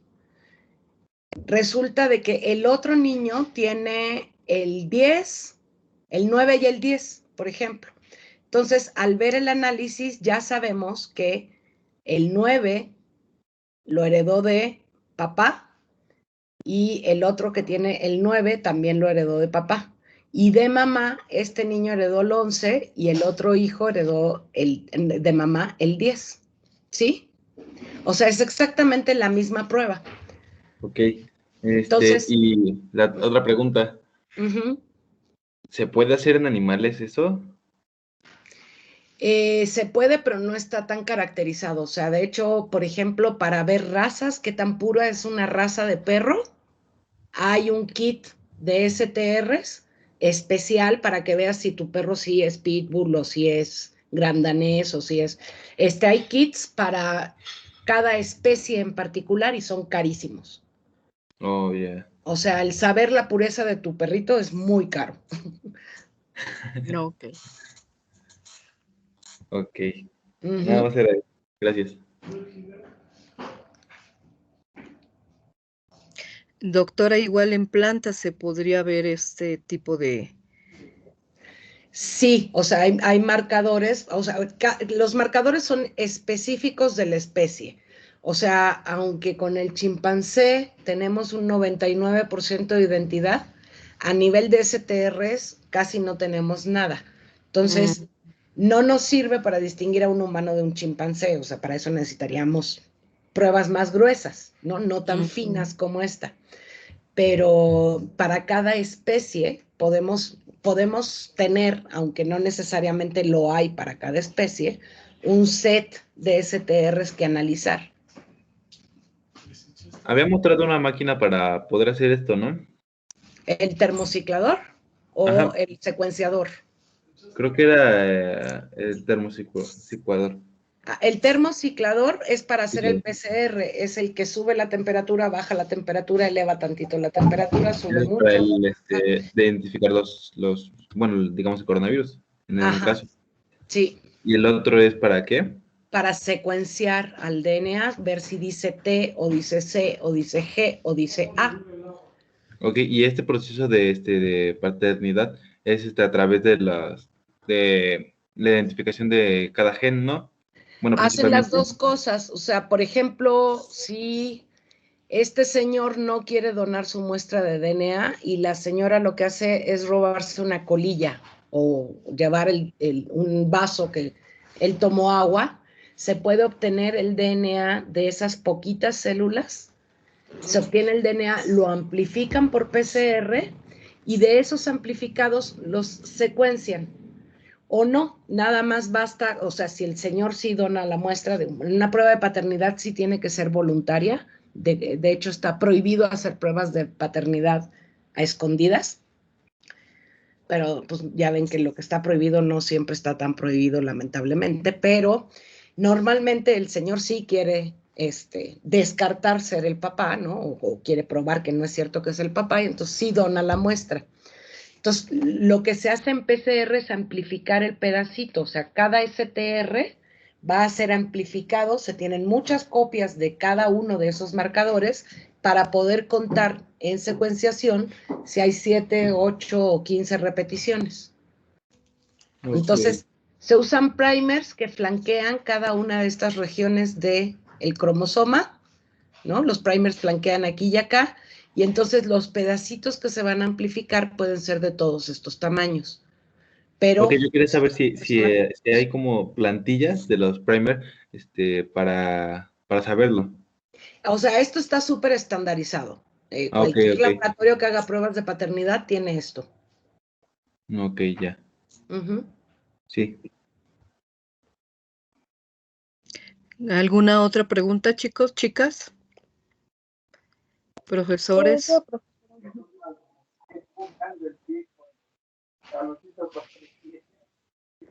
Yo tengo una pregunta. ¿Sí? En referencia al tipo de sangre, ¿por qué no es tan común ver el tipo AB? Porque es un carácter recesivo, en primer lugar, o sea, en realidad la tendencia es a perderlo. Y bueno, justamente como la población asiática es A, la europea es B y la latina es O, pues el AB es una combinación rara de encontrar. Oh, ya veo, gracias. Una pregunta más, chicos, si no para ya dar cierre a la sesión. Ya, profesora, con respecto al material. ¿Con respecto a qué? Al material, dime. Al material. ¿Cómo podemos saber la medida de la cuchara medidora? No importa, o sea, si tienes una cuchara medidora en la cocina, esa dice 5 mililitros, 10 mililitros y necesitan la de 5. Pero si no, con que uses la misma cuchara para medir todas las veces, o sea, si necesitas 3 cucharaditas, pues usas la misma cuchara para tus 3 cucharaditas. Una cucharadita de sal, la misma cuchara. Una cucharadita de detergente, la misma cuchara. ¿Sí? Sí, muchas gracias. Doctora, hay algunos lavatrastes que tienen cloro. ¿Ese funcionaría igual? Sí. O sea, okay, cualquiera. De preferencia no, pero si tienen, no importa, así funciona. Y también los diferentes colores, porque hay unos azules, verdes, rojos, amarillos. Hay sin colores, también funciona, pero creo que hasta es mejor con color, más fácil ver las fases. Ok. Bueno, chicos, ¿hay algún otro material que sea compatible como el lavatrastes para poder hacer ese proceso? Cualquier detergente líquido, o sea, jabón de manos o jabón de platos. ¿Qué elemento es el que hace que haga? Eso lo van a ver la próxima clase. Ok, ya. Ajá. Pero sí, o sea, ojalá que sea el de platos, hemos visto que funciona mejor, pero funciona bien con jabón para manos o con jabón para ropa, siempre que sea líquido. Muy bien. Pues jóvenes, si ya no hay ninguna pregunta, doctora Claudia, agradecemos mucho su plática, pues reveló el misterio de Anastasia. Muchísimas gracias. Creo que olvidé decirles, hay una serie en Netflix, perdón, pero hay una serie en Netflix que cuenta esta historia con algunas diferencias.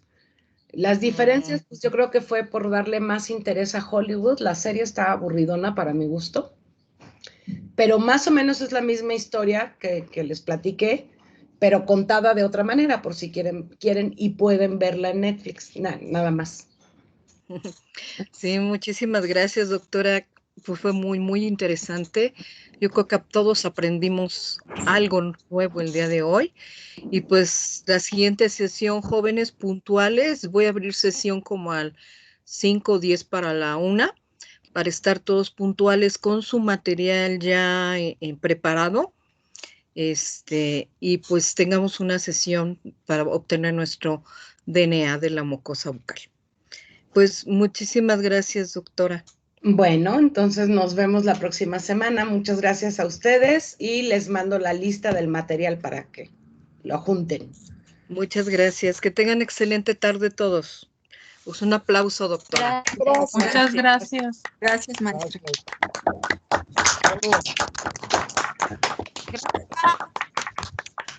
Pamela, Sharon, hay varios levantando la mano ahora. A ver, sí, Pamela. Sharon, Pamela o Sharon, ¿cuál de las dos? O a lo mejor era su forma de aplaudir. ¿Verdad? Pamela, ¿tienes alguna pregunta? No, ya no. No, maestra, perdón, es que no sé por qué. Ángela, ¿tienes alguna pregunta? ¿No? Es que como tiene la opción de aplausos ahora, yo creo que en vez de aplausos pusieron la manita. Sí. Pues si no hay nada más, jóvenes, doctora, muchísimas gracias por su presencia. Creo que me dejó impresionada. Pues jóvenes, igual espero que hayan quedado impactados y con la cosa, a ver, con la curiosidad de aprender más.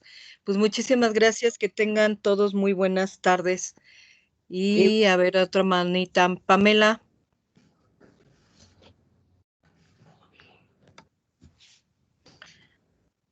Pamela.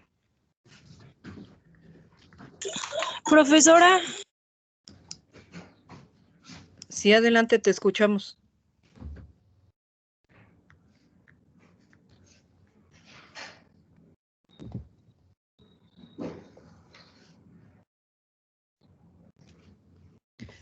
Pamela. Bueno, y le mandan felicitaciones por el chat, doctora, la profesora Ana Lilia. Gracias, gracias. Muchísimas gracias a todos, que tengan una excelente tarde. Buen provecho. Gracias. Adiós. Gracias. Igualmente, gracias, igualmente. Adiós, hasta luego. Hasta luego. Gracias. Gracias. Gracias. Muchas gracias. Buen día. Hasta luego. Igualmente, buen día. Hasta luego. Gracias, hasta luego.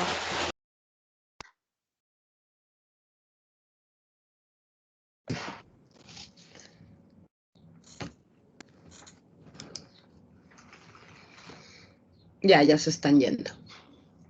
Sí. Sí, algunos tienen clase a las 3. Pero estuvimos en tiempo, ¿no? Era de 1 a 3. Sí, estuvo muy bien, doctora. La verdad es muy interesante la historia de los Romanov, ¿no? Sí. Muchas veces en las preguntas de los chicos me preguntan por Ayotzinapa. O sea, luego okay. La relaciona, pero sí se puede con huesos quemados, sí se puede con los de Ayotzinapa. Pues sí se puede, ¿no? De hecho, así lo hicieron. Lo han estado haciendo cuando encuentran restos que puedan ser de ellos.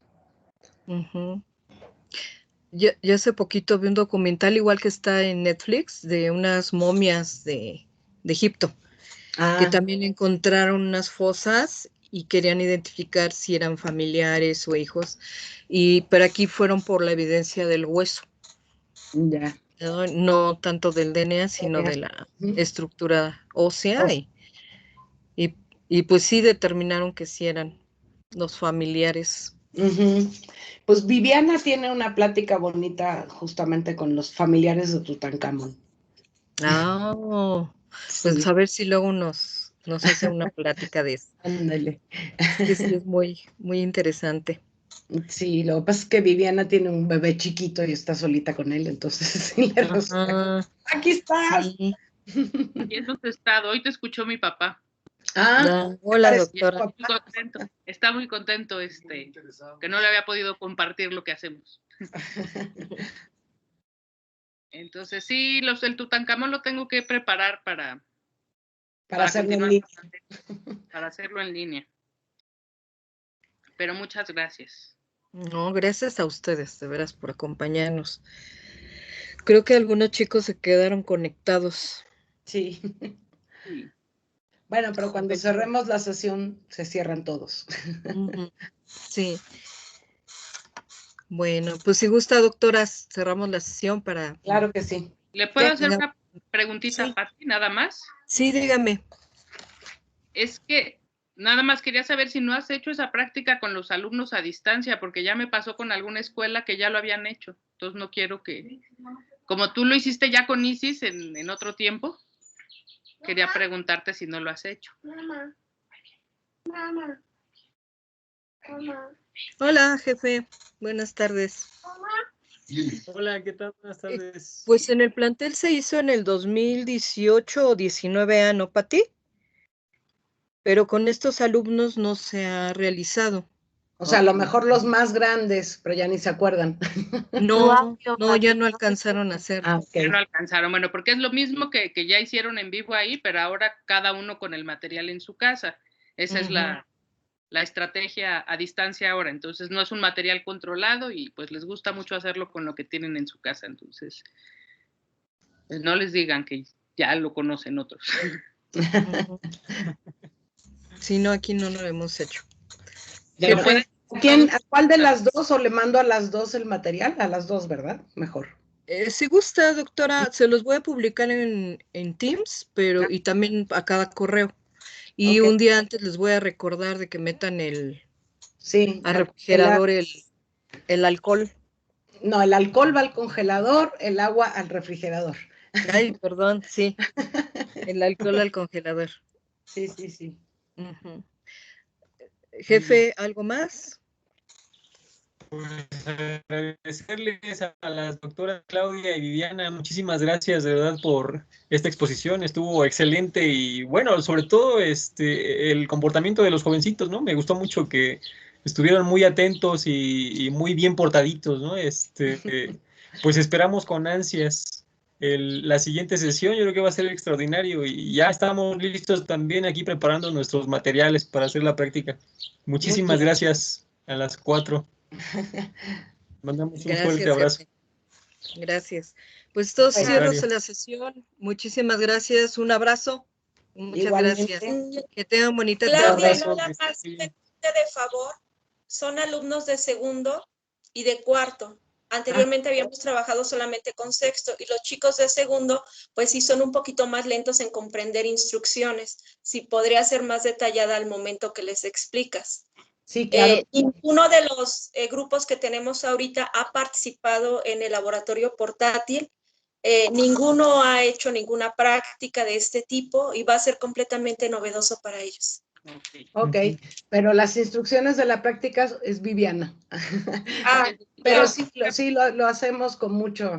Sí, es una práctica muy simple, son pasos muy simples y les proyecto las instrucciones todo el tiempo y yo hago el experimento en vivo junto con ellos para que me sigan y esperamos al que se pierde y nos ha funcionado. Entonces, si alguien se atora lo puede hacer después, pero para no detener a todo el grupo, pero en general en unos 15, 20 minutos todos tenemos ya un resultado y después discutimos. Esa es la dinámica con la que hemos trabajado.